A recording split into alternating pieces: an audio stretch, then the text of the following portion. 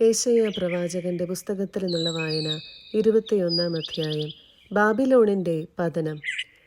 സമുദ്രതീരത്തെ മരുഭൂമിയെക്കുറിച്ചുണ്ടായ അരുളപ്പാട്. നെഗബിൽ ചുഴലിക്കാറ്റ് വീശുന്നതുപോലെ അത് മരുഭൂമിയിൽ നിന്ന്, ഭയാനകമായ ദേശത്തു നിന്ന് വരുന്നു. ഭീകരമായ ഒരു ദർശനം. കവർച്ചക്കാരൻ കവർച്ച ചെയ്യുന്നു, വിനാശകർ നശിപ്പിക്കുന്നു. ഏലാം, നീ കയറി ചെല്ലുക. മേദിയ, നീ ഉപരോധിക്കുക. അവൾ നിമിത്തമുണ്ടായ നെടുവീർപ്പുകൾക്ക് ഞാൻ അറുതി വരുത്തും. ഞാൻ കഠിന വേദന അനുഭവിക്കുന്നു. ഈറ്റുനോവിന് തുല്യമായ വേദന എന്നെ കീഴടക്കുന്നു. വേദന കൊണ്ട് കുനിഞ്ഞ് എനിക്കൊന്നും കേൾക്കാൻ വയ്യാതായിരിക്കുന്നു. സംഭ്രാന്തി നിമിത്തം എനിക്ക് കാഴ്ച നഷ്ടപ്പെട്ടിരിക്കുന്നു. എൻ്റെ ഹൃദയം പുളയുന്നു. ഭീതി എന്നെ നടുക്കുന്നു. ഞാൻ കാത്തിരുന്ന സന്ധ്യാദീപ്തി എനിക്ക് ഭീതിജനകമായി തീർന്നു. അവർ മേശയൊരുക്കുകയും പരവതാനി വിരിക്കുകയും ചെയ്യുന്നു. അവർ തിന്നു കുടിച്ച് ഉല്ലസിക്കുന്നു. സേനാധിപന്മാരെ, എഴുന്നേൽക്കുവിൻ, പരിചമിനുക്കുവിൻ. കർത്താവ് എന്നോട് അരുളി ചെയ്തിരിക്കുന്നു, ഒരു കാവൽ ഭടനെ നിർത്തുക. അവൻ കാണുന്നത് അറിയിക്കട്ടെ. 2 കുതിരകളെ പൂട്ടിയ രഥങ്ങളെയും കഴുതപ്പുറത്തും ഒട്ടകപ്പുറത്തും വരുന്നവരെയും കണ്ടാൽ അവൻ ശുഷ്കാന്തിയോടെ ശ്രദ്ധിക്കണം. കാവൽ ഭടൻ പറഞ്ഞു, കർത്താവേ, കാവൽ ഗോപുരത്തിൽ ഞാൻ രാപ്പകൽ കാവൽ നിൽക്കുന്നു. ഇതാ 2 കുതിരകളെ പൂട്ടിയ രഥങ്ങൾ വരുന്നു. അപ്പോൾ അവൻ മറുപടി പറഞ്ഞു, വീണുപോയി, ബാബിലോൺ വീണുപോയി. അവളുടെ ദേവന്മാരുടെ വിഗ്രഹങ്ങളെല്ലാം അടിച്ചുടയ്ക്കപ്പെട്ടിരിക്കുന്നു. മെതിച്ചു മാറ്റപ്പെട്ടവനെ, ഇസ്രായേലിൻ്റെ ദൈവമായ സൈന്യങ്ങളുടെ കർത്താവിൽ നിന്ന് കേട്ടത് ഞാൻ നിന്നെ അറിയിക്കുന്നു. ഏദോം, അറേബ്യ, കേദാർ. ഏദോമിനെ കുറിച്ചുള്ള അരുളപ്പാട്. സെയറിൽ നിന്ന് ഒരുവൻ എന്നോട് വിളിച്ചു ചോദിക്കുന്നു, കാവൽക്കാരാ, എത്രാം യാമമായി? രാത്രി ഇനി എത്രയുണ്ട്? കാവൽക്കാരൻ മറുപടി പറഞ്ഞു, പ്രഭാതം വരുന്നു, രാത്രിയും. നിനക്ക് അറിയണമെങ്കിൽ മടങ്ങി വന്ന് ചോദിച്ചുകൊള്ളുക. അറേബ്യയെക്കുറിച്ചുള്ള അരുളപ്പാട്. ദദാന്യരായ സാർത്ഥവാഹകരെ, നിങ്ങൾ അറേബ്യയിലെ കുറ്റിക്കാട്ടിൽ വസിക്കും. തേമാന്യരെ, നിങ്ങൾ ദാഹിക്കുന്നവർക്ക് ജലം നൽകുവിൻ. പലായനം ചെയ്യുന്നവർക്ക് അപ്പം കൊടുക്കുവിൻ. എന്തെന്നാൽ അവർ ഊരിയ വാളിൽ നിന്നും കുലച്ച വില്ലിൽ നിന്നും യുദ്ധത്തിൻ്റെ നടുവിൽ നിന്നും രക്ഷപ്പെട്ട് ഓടുന്നവരാണ്.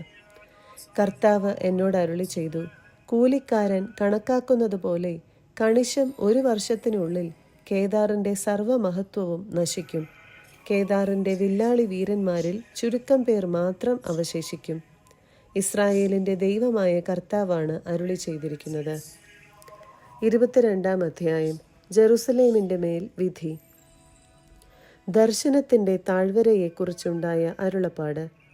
ആഹ്ലാദിച്ചട്ടഹസിച്ച് ഇളകി മറിയുന്ന ജനമേ, നിങ്ങളെല്ലാവരും പുരമുകളിൽ കയറുന്നതെന്തിന്?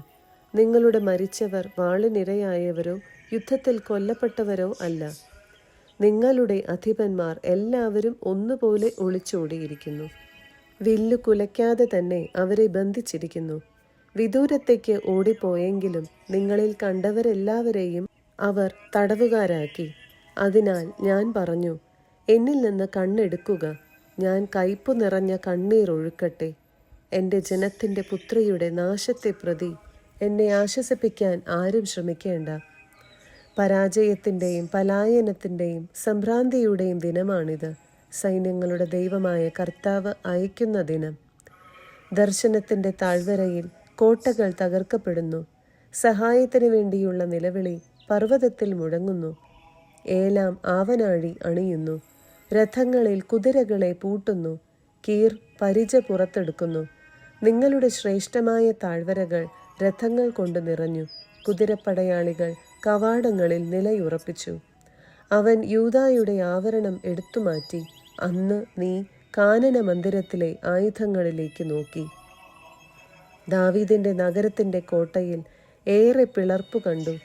താഴത്തെ കുളത്തിലെ ജലം നീ കെട്ടി നിർത്തി. നീ ജെറുസലേമിലെ വീടുകൾ എണ്ണുകയും കോട്ടയുറപ്പിക്കാൻ വീടുകൾ പൊളിക്കുകയും ചെയ്തു. പഴയ കുളത്തിലെ ജലം ശേഖരിക്കാൻ വേണ്ടി ഇരുമതിലുകൾക്കുമിടയിലായി നീ ഒരു ജലസംഭരണി നിർമ്മിച്ചു. എന്നാൽ ഇത് ചെയ്തവൻ്റെ നേരെ തിരിയുകയോ പണ്ട് തന്നെ അത് ആസൂത്രണം ചെയ്തവനെ നീ പരിഗണിക്കുകയോ ചെയ്തില്ല. അന്ന് സൈന്യങ്ങളുടെ കർത്താവ് വലിയ കരച്ചിലും വിലാപവും ഉളവാക്കി. തല മുണ്ഡനം ചെയ്യുന്നതിനും ചാക്കൊടുക്കുന്നതിനും അവിടുന്ന് ഇടയാക്കി. എന്നാൽ അവിടെ ആഹ്ലാദത്തിമിർപ്പ്. കാളകളെയും ആടുകളെയും കൊല്ലുന്നു. അവിടെ ഇറച്ചി തീറ്റിയും വീഞ്ഞുകുടിയും. നമുക്ക് തിന്നു കുടിച്ചു മതിക്കാം, നാളെ നമ്മൾ മരിക്കും എന്ന് അവർ പറയുന്നു. സൈന്യങ്ങളുടെ കർത്താവ് എൻ്റെ കാതിൽ മന്ത്രിച്ചു, നീ മരിക്കുന്നതുവരെ ഈ അകൃത്യം ക്ഷമിക്കപ്പെടുകയില്ല. സൈന്യങ്ങളുടെ കർത്താവാണ് ഇത് അരുളി ചെയ്തിരിക്കുന്നത്. ശെബ്നായ്ക്ക് താക്കീത്. സൈന്യങ്ങളുടെ കർത്താവ് അരുളി ചെയ്യുന്നു, നീ ചെന്ന് കൊട്ടാരം വിചാരിപ്പുകാരനായ ശെബ്നായോട് പറയുക, നിനക്ക് ഇവിടെ എന്തു കാര്യം? ഇവിടെ മലമുകളിൽ പാറ തുരന്ന് ശവകുടീരമുണ്ടാക്കാൻ നിനക്ക് എന്തവകാശം? കരുത്തനായ മനുഷ്യ, കർത്താവ് നിന്നെ ഊക്കോടെ വലിച്ചെറിയും. അവിടുന്ന് നിന്നിൽ പിടിമുറുക്കി ഒരു പന്ത് പോലെ ചുരുട്ടി കറക്കി കറക്കി വിശാലമായ ദേശത്തേക്ക് ചുഴറ്റിയെറിയും. അവിടെ നീ മരിച്ചു വീഴും. യജമാനന്റെ ഭവനത്തിന് അപമാനമായി തീർന്നവനെ, നിന്റെ പ്രൗഢരഥങ്ങൾ അവിടെയുണ്ടായിരിക്കും. നിന്റെ പദവിയിൽ നിന്ന് ഞാൻ നിന്നെ നിഷ്കാസനം ചെയ്യും. നിന്റെ സ്ഥാനത്ത് നിന്ന് നിന്നെ ഞാൻ താഴെ ഇറക്കും. അന്ന് എൻ്റെ ദാസനും ഹിൽക്കിയായുടെ പുത്രനുമായ എലിയാക്കിമിനെ ഞാൻ വിളിക്കും. നിന്റെ അങ്കിയും അരപ്പട്ടയും അവനെ ഞാൻ ധരിപ്പിക്കും. നിന്റെ അധികാരം അവൻ്റെ കരങ്ങളിൽ ഞാൻ ഏൽപ്പിക്കും. ജെറുസലേം നിവാസികൾക്കും യൂദാ ഭവനത്തിനും അവൻ പിതാവായിരിക്കും. ദാവീദ് ഭവനത്തിൻ്റെ താക്കോൽ അവൻ്റെ തോളിൽ ഞാൻ വെച്ചു കൊടുക്കും. അവൻ തുറന്നാൽ ആരും അടയ്ക്കുകയോ അവൻ അടച്ചാൽ ആരും തുറക്കുകയോ ഇല്ല. ഒരു കുറ്റി പോലെ ഉറപ്പുള്ള സ്ഥാനത്ത് ഞാൻ അവനെ സ്ഥാപിക്കും. അവൻ പിതൃഭവനത്തിന് മഹത്വത്തിൻ്റെ സിംഹാസനമായി ഭവിക്കും. അവൻ്റെ പിതൃഭവനമാകെ സന്താനങ്ങളും അവരുടെ സന്താനങ്ങളും കോപ്പ മുതൽ ഭരണി വരെ എല്ലാ പാത്രങ്ങളും അവനിൽ തൂക്കിയിടും. സൈന്യങ്ങളുടെ കർത്താവ് അരുളി ചെയ്യുന്നു. അന്ന് ഉറപ്പുള്ള സ്ഥാനത്ത് സ്ഥാപിച്ചിരുന്ന കുറ്റി പറിഞ്ഞു പോകും. അതും അതിൽ തൂക്കിയിടുന്ന ഭാരവും അറ്റുപോകും. കർത്താവാണ് അരുളി ചെയ്തിരിക്കുന്നത്. 23-ാം അധ്യായം. ടൈറിനും സീദോനും എതിരെ. ടൈറിനെ കുറിച്ചുള്ള അരുളപ്പാട്. താർശീഷിലെ കപ്പലുകളെ വിലപിക്കുവിൻ. ഭവനമോ തുറമുഖമോ അവശേഷിക്കാതെ ടൈർ ശൂന്യമായിരിക്കുന്നു. സൈപ്രസ് ദേശത്തു നിന്ന് അവർ ഇത് അറിഞ്ഞു. തീരദേശവാസികളെ, കടൽ കടന്ന് കച്ചവടം നടത്തുന്ന സീദോൻ വർത്തകരെ, നിശബ്ദരായിരിക്കുവിൻ. ഷീഹോറിലെ ധാന്യങ്ങൾ നൈൽ തടത്തിലെ വിളവ് ആയിരുന്നു അവരുടെ വരുമാനം. നിങ്ങൾ അതുകൊണ്ട് ജനതകളുടെ ഇടയിൽ വ്യാപാരം ചെയ്തു പോന്നു. സീദോനെ ലജ്ജിക്കുക, എന്തെന്നാൽ സമുദ്രം സംസാരിച്ചിരിക്കുന്നു. സമുദ്രദുർഗം പറയുന്നു, ഞാൻ പ്രസവവേദന അനുഭവിക്കുകയോ പ്രസവിക്കുകയോ ചെയ്തിട്ടില്ല. ഞാൻ യുവാക്കന്മാരെയും കന്യകമാരെയും വളർത്തിയിട്ടില്ല. ടൈറിനെ കുറിച്ചുള്ള ഈ വാർത്ത കേട്ട് ഈജിപ്ത് കഠിന ദുഃഖത്തിലാകും. തീരദേശവാസികളെ, താർശീഷിലേക്ക് കടന്നു വിലപിക്കുവിൻ. ഇതാണോ പണ്ടേ സ്ഥാപിതമായ ആഹ്ലാദപൂർണമായ നിങ്ങളുടെ നഗരം?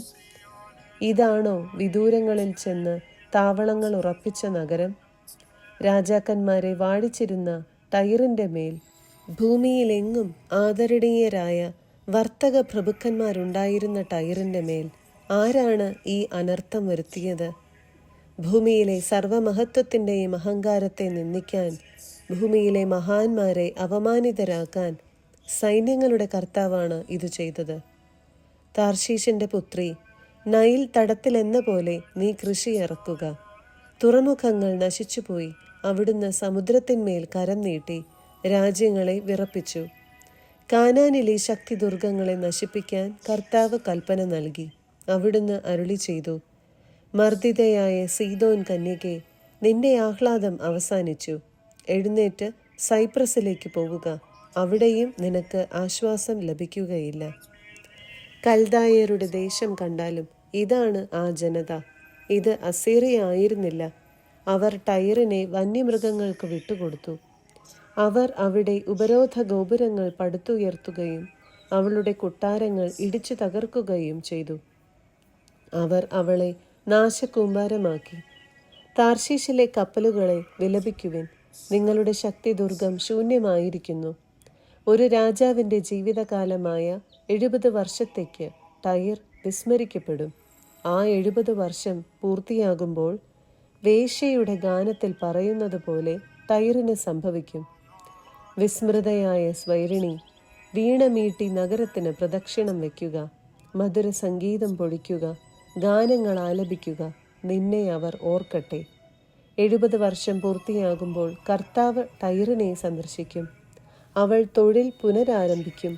ഭൂമുഖത്തുള്ള എല്ലാ രാജ്യങ്ങളുമായി അവൾ വേശ്യാവൃത്തിയിൽ ഏർപ്പെടും. അവളുടെ വ്യാപാര ചരക്കുകളും സർവാദായങ്ങളും കർത്താവിന് സമർപ്പിക്കപ്പെടും. അവ സംഭരിക്കുകയോ പൂഴ്ത്തിവെക്കുകയോ ചെയ്യുകയില്ല.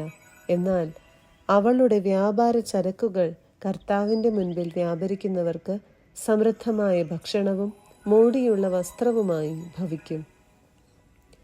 24-ാം അധ്യായം. ഭൂമിയുടെ മേൽ വിധി. കർത്താവ് ഭൂമിയെ ശൂന്യവും വിജനവും ആക്കി തീർക്കും. അവിടുന്ന് അതിൻ്റെ ഉപരിതലത്തെ ഞെരിച്ച് അതിലെ നിവാസികളെ ചിതറിക്കും. ജനത്തിനും പുരോഹിതനും അടിമയ്ക്കും യജമാനനും ദാസിക്കും സ്വാമിനിക്കും വാങ്ങുന്നവനും വിൽക്കുന്നവനും വായ്പ കൊടുക്കുന്നവനും വായ്പ വാങ്ങുന്നവനും ഉത്തമർണനും അധമർണനും ഒന്നുപോലെ സംഭവിക്കും. ഭൂമി തീർത്തും ശൂന്യമാകും, പൂർണ്ണമായി കൊള്ളയടിക്കപ്പെടും. കർത്താവിൻ്റേതാണ് ഈ വചനം. ഭൂമി ദുഃഖിച്ച് ക്ഷയിച്ചു പോകുന്നു, ലോകമാകെ വാടിക്കൊഴിയുന്നു. ആകാശം ഭൂമിയോടൊപ്പം വാടിപ്പോകുന്നു. ഭൂമി അതിലെ നിവാസികൾ നിമിത്തം അശുദ്ധമായി തീർന്നിരിക്കുന്നു. അവർ നിയമം ലംഘിക്കുകയും കൽപ്പനകളിൽ നിന്ന് വ്യതിചലിക്കുകയും അങ്ങനെ ശാശ്വതമായ ഉടമ്പടിക്ക് ഭംഗം വരുത്തുകയും ചെയ്തിരിക്കുന്നു. അതിനാൽ ശാപം ഭൂമിയെ വിഴുങ്ങുകയും ഭൂവാസികൾ തങ്ങളുടെ അകൃത്യത്തിൻ്റെ ശിക്ഷ അനുഭവിക്കുകയും ചെയ്യുന്നു. അതുകൊണ്ട് ഭൂമിയിലെ നിവാസികൾ ദഹിച്ചു തീരുന്നു, ചുരുക്കം പേർ മാത്രം അവശേഷിക്കുന്നു. വീഞ്ഞ് വിലപിക്കുകയും മുന്തിരി വാടുകയും ചെയ്യുന്നു. സന്തുഷ്ട ചിത്തർ നെടുവീർപ്പിടുന്നു. തപ്പുകളുടെ നാദം നിലച്ചു, ആഹ്ലാദിക്കുന്നവരുടെ സ്വരം അവസാനിച്ചു. വീണാനാദം ഇല്ലാതായി. ഗാനാലാപത്തോടുകൂടെ ഇനി അവർ വീഞ്ഞു കുടിക്കുകയില്ല. മദ്യം അത് കുടിക്കുന്നവർക്ക് അരോചകമായി തീരുന്നു. കലാപത്തിൻ്റെ നഗരം തകർക്കപ്പെട്ടിരിക്കുന്നു. ആർക്കും കടക്കാനാവാത്ത വിധം എല്ലാ ഭവനങ്ങളും അടച്ചുപൂട്ടിയിരിക്കുന്നു. വീഞ്ഞില്ലാത്തതിനാൽ തെരുവുകളിൽ മുറവിളി ഉയരുന്നു.